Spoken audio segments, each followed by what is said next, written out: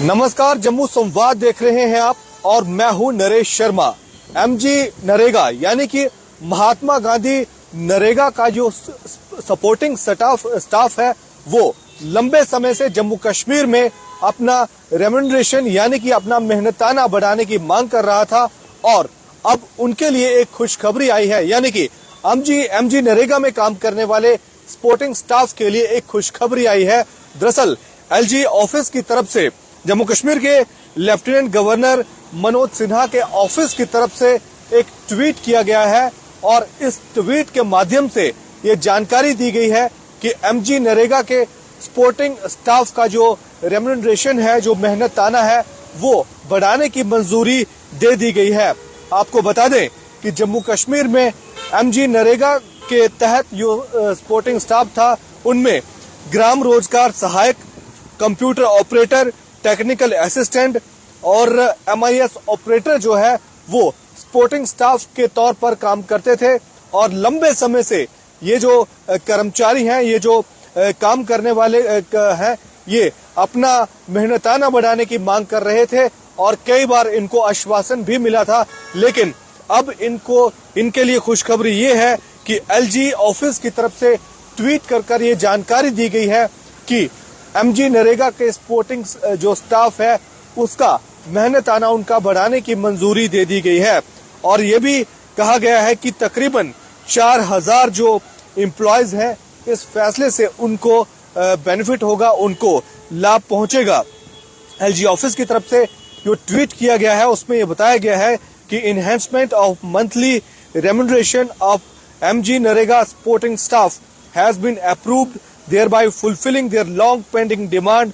The move will benefit around 4,000 employees. J&K administration is committed to the well-being of all the staff and their families. और इस खबर पर अधिक जानकारी के लिए हमारे वरिष्ठ पत्रकार अमित अजरावत हमारे साथ मौजूद हैं, क्योंकि अमित लंबे समय से एमजी नरेगा को लेकर और इनकी जो समस्याएं थी सपोर्टिंग स्टाफ की उसको लेकर कवरेज करते रहे हैं। अमित, क्या है एक बार पूरा मामला एक बार तफसील से बता दीजिए। देखिए, मैं बता देता हूँ नरेश जी, जैसा कि ये जो एमजी नरेगा के जो सपोर्टिंग स्टाफ रहता है, जो मनरेगा का सहायक कर्मचारी जिन्हें कहा जाता है, जो जिनका मासिक पारिश्रमिक जो है उसे सरकार ने बढ़ाने की मंजूरी दे दी है। ये मंजूरी इसलिए भी अहम हो जाती है कि आप देखिए, जब ये लोग काफी ज्यादा प्रोटेस्ट करते थे, ये लोग पिछले लंबे समय से प्रोटेस्ट कर रहे थे। पहले जो इनका एक टीए होता है, जो टेक्निकल असिस्टेंट होता है, टेक्निकल असिस्टेंट को सरकार उस समय शायद 9000 देती थी, फिर 8 साल के बाद वो बढ़ाकर 11000 कर दिया। अच्छा, यानी कि इनका कोई जो रेम्यूनरेशन है वो कोई ज्यादा नहीं था, वो एक लिमिटेड अमाउंट था। सरकार एमजी नरेगा स्कीम के तहत सरकार ने इनको लगाया। अच्छा। और बाकायदा स्कीम के तहत ही इनको लगाया गया, उसी पॉलिसी के तहत इनको लगाया गया। तो ये डिमांड कर रहे थे कि हमारी कम से कम सैलरी तो बढ़ाइए। अच्छा। सरकार से ये लगातार ये भी कह रहे थे कि आप हमें, एक समय ये था कि ये कहते थे हमें परमानेंट कीजिए, हमें। अच्छा। जब पंचायत अकाउंट असिस्टेंट का पोस्ट निकला यहाँ पर, तो इन्होंने कहा सरकार से कि आप हमें प्रेफरेंस दीजिए, हमें कम से कम परमानेंट करने की एक जो प्रेफरेंस होती है वो हमें भी दीजिए। कॉन्ट्रैक्ट के आधार पर काम करते हैं? जी, देखिए कॉन्ट्रैक्चुअल, ये तो स्कीम के तहत है ना। जब तक एमजी नरेगा की स्कीम चलेगी तब तक ये लोग नौकरी करेंगे। वो बात की बात है, अगर कल को स्कीम खत्म हो जाती है, स्कीम सरकार बंद कर देती है स्कीम को, तो वो बात की बात है कि इनके साथ क्या होगा, वो अलग एक विषय है। लेकिन इनका जो रेम्यूनरेशन का या जो मासिक पारिश्रमिक जो इनको मिलता है उसमें वृद्धि की गई है। हालांकि क्या कोई बताएगा कि कितने % वृद्धि हुई है?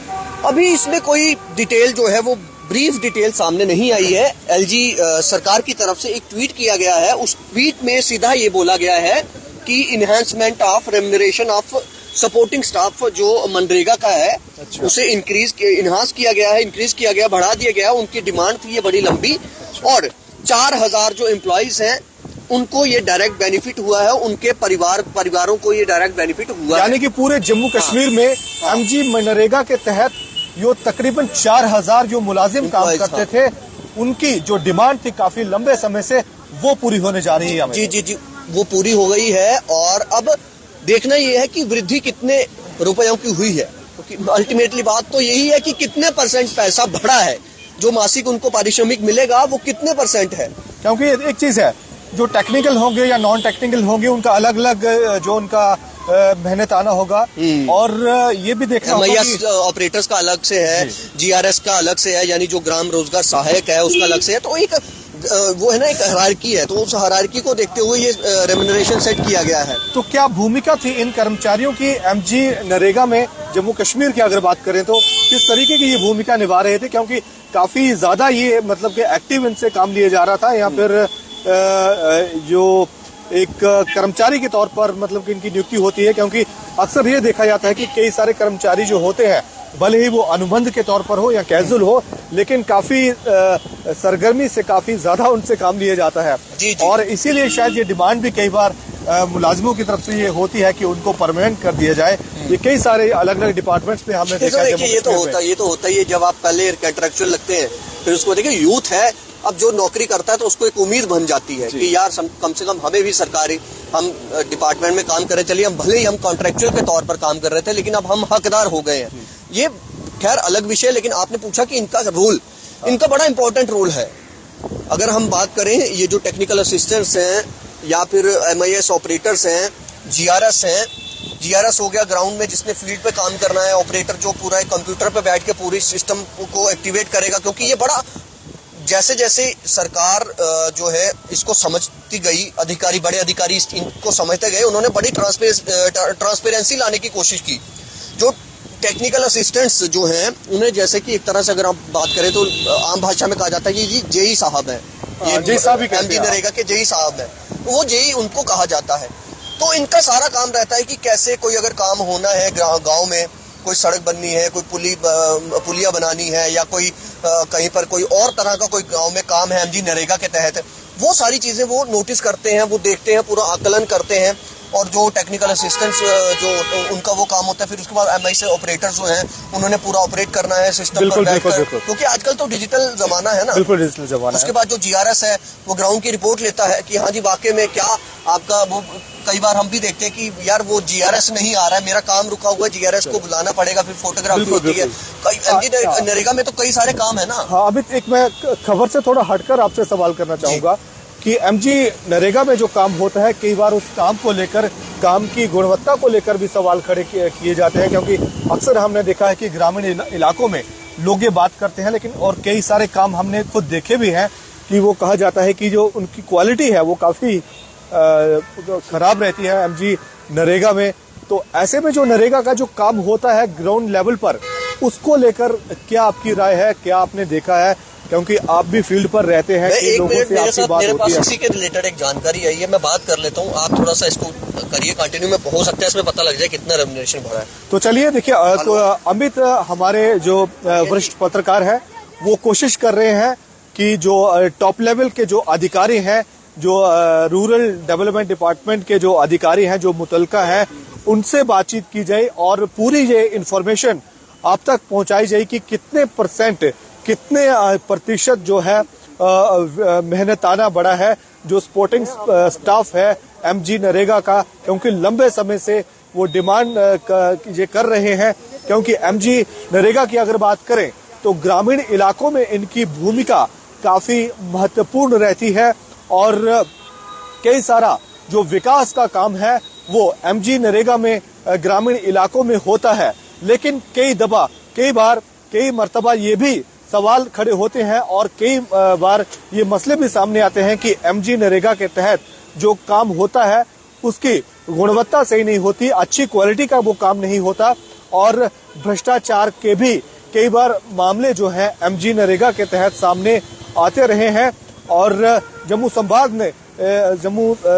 ने काफी सारी कवरेज जो एमजी नरेगा को लेकर की है। अमित एक बार फिर से हमारे साथ जुड़ रहे हैं। अमित, क्या कोई इन्फॉर्मेशन आपको मिल पाई है?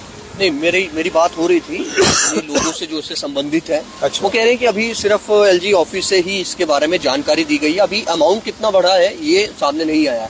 अब बात कर रहे थे आप गुणवत्ता की। जी। देखिए वो तो हमने कई बार देखा, कई ऐसे मामले भी देखे, घोटाले भी देखे कि कैसे मतलब जो काम होना चाहिए था जिस लेवल का, वो लेवल का काम नहीं हुआ। कई मामलों में इंक्वायरी भी हुई।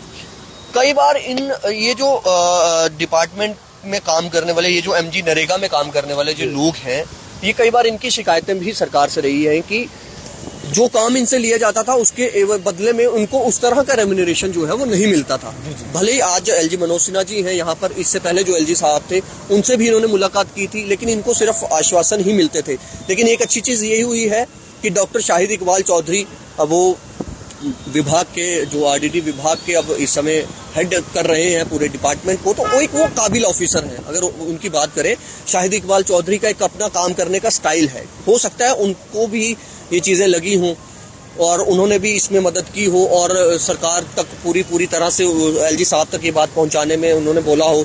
चीफ सेक्रेटरी अटल डुल्लू की बात करें, क्योंकि पिछले चीफ सेक्रेटरी उनके कार्य पर कई तरह के सवाल थे कि वो फाइल पर इस तरह से बैठ जाते थे कि फाइल निकलती ही नहीं थी, पास कोई काम ही नहीं हो पाता था।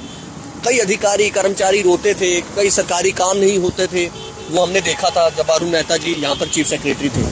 अटल डुल्लू जब से आए हैं उन्होंने अपने काम करने का तरीका वही रखा, भले ही आज वो सीएस है लेकिन काम करने का तरीका उनका वही है, फास्ट ट्रैक तरीके से जो है फाइलें हो कर।